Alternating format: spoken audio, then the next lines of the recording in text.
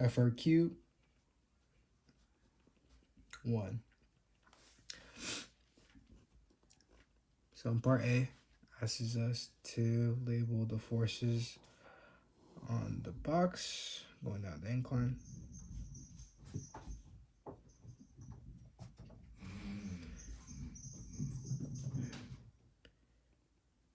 So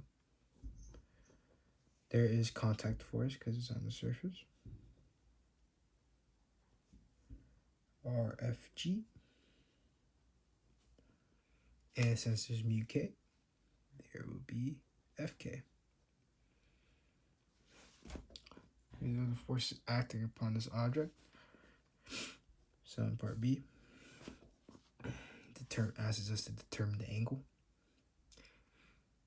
And the position time graph here is a linear line, meaning that acceleration is 0 on the incline. So you can use Newton's second law, that force equals mass acceleration, and put mass times 0 equals our net force, which you split up into FGX minus FK. And that's 0. So we could just add the FK over. So it would be FGX equals FK. And we split up FGX and FK. So we know FGX is just mass times gravity sine theta equals, which is F, and FK is just mu K mg cosine theta, because cosine theta is just Fn. Mg cosine theta is Fn, or FGY. And we see that mass and gravity both cancel out on each side. We're going to leave left with sine theta equals mu k cosine theta. Divide cosine theta over.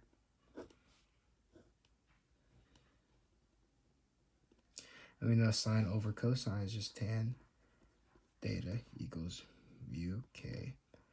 And we know that to isolate for the theta, you just do the inverse of tan. So equals tan inverse of tan. Theta equals inverse of tan 0.3, because we know our mu k is 0.3 given on the incline. So our theta, it would be 16.69 degrees.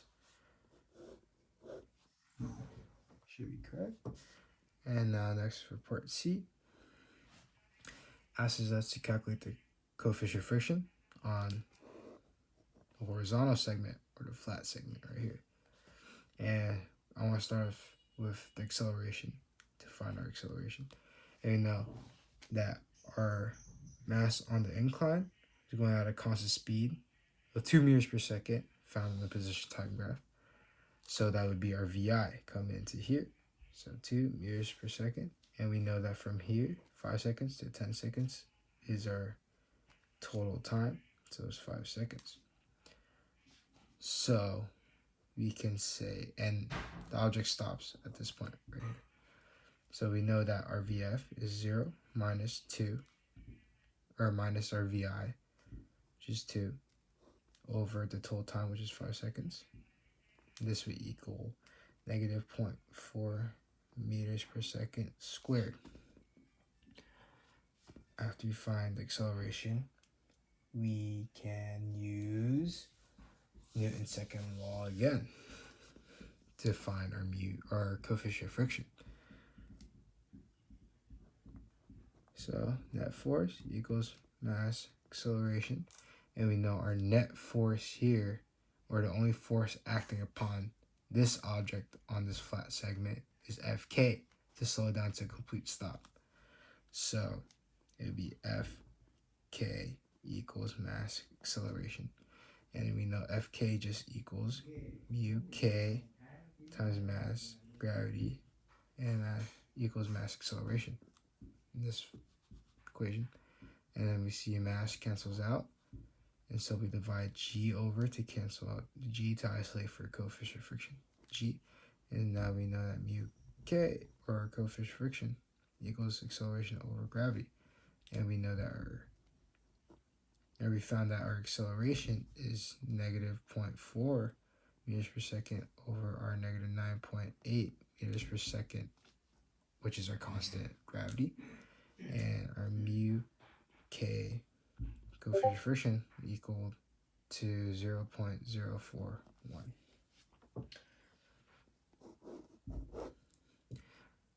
Now we have to find the distance for part D. So we can use displacement formula for this particular thing, or common form, but I prefer to use displacement formula. So we use displacement of our horizontal equals 1/2 of our acceleration, 0.4 meters per second. And then we know that time interval from this whole distance is just 5 seconds. So 5 squared plus VI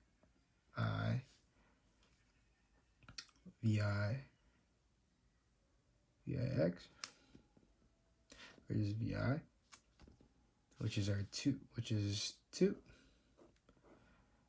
and then multiply that by the time, which is 5. So we get 10 plus 25 times negative 0.2 equals our displacement, or our distance, and which our distance would equal to 5 meters. And now on part E, A, B, C, D, E. Yeah, E.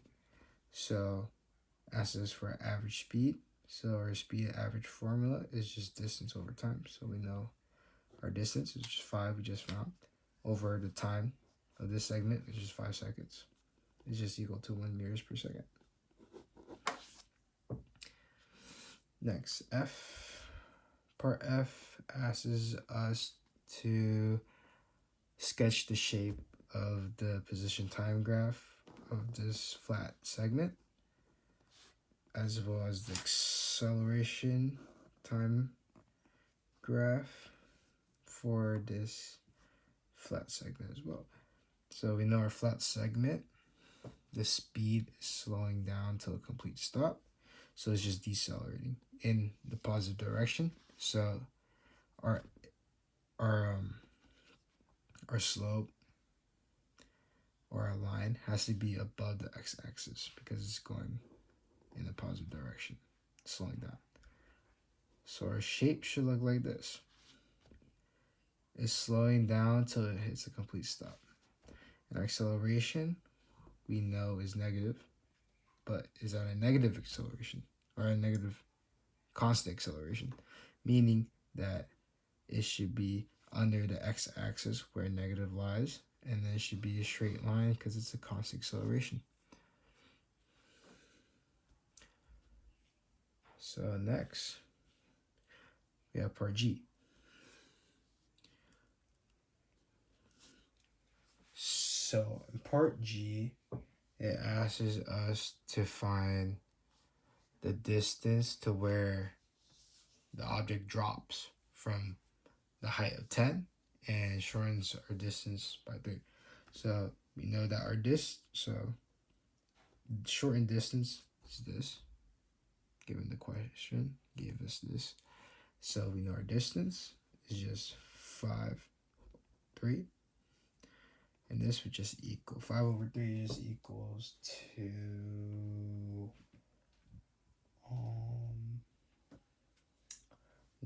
1.67 meters. And with this, we could find the VF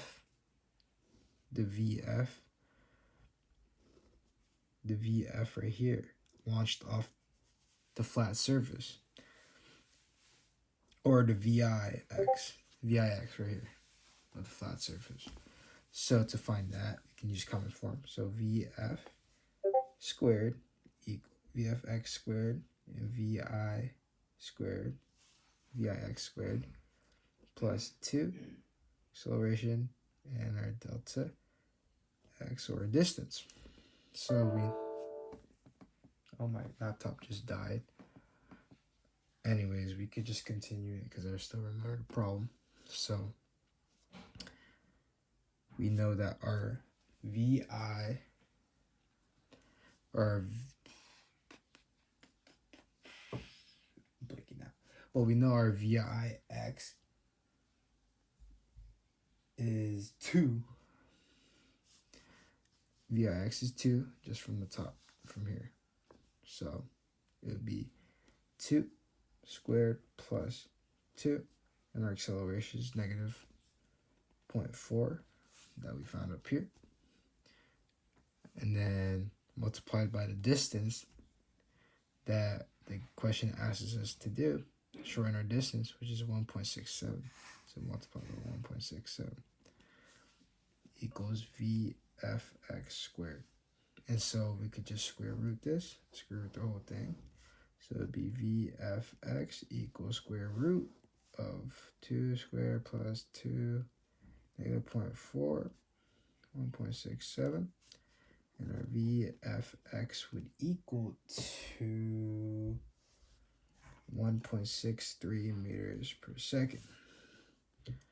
So now we know our VIX is just equal to 1.63 meters per second. And then we could just do, to find the time of it dropping and hitting the ground, we know that our height is just equal to negative 10 meters because it's falling down. So to find the time, the total time of it falling from the top to the bottom, the ground, we can use displacement function. So we could just do displacement y equals 1/2 gravity t squared plus VIYT.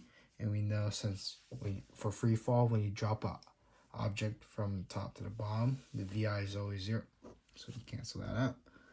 So just plug in numbers. So our displacement y, or our height, is just negative 10 equals 1/2, or negative 4.9 t squared divided by negative 4.9 and square root.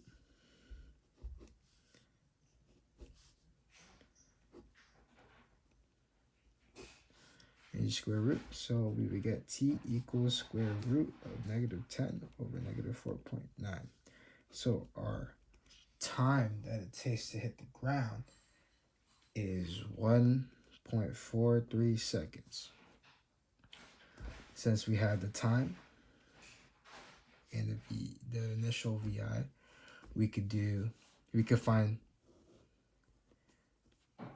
the x of the bottom segment.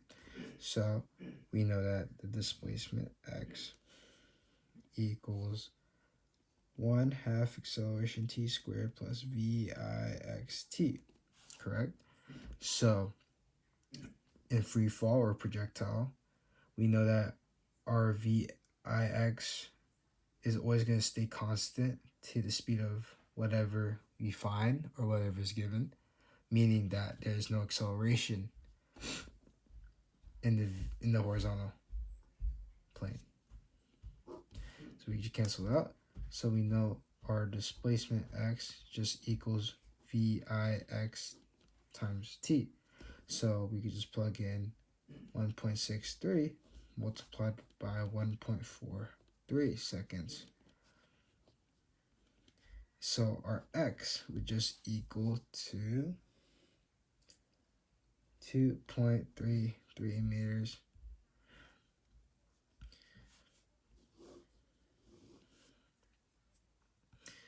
So part H. Part H asks us to justify whether doubling the height will double our x. And so we could easily prove that through, so doubling our height, we could assume that doubling our height would double our distance, or double our time. Or it would increase our time, not double our time. It would increase the time.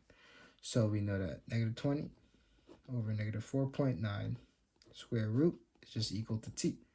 So our t would equal, or our time just equals to 2.02 seconds.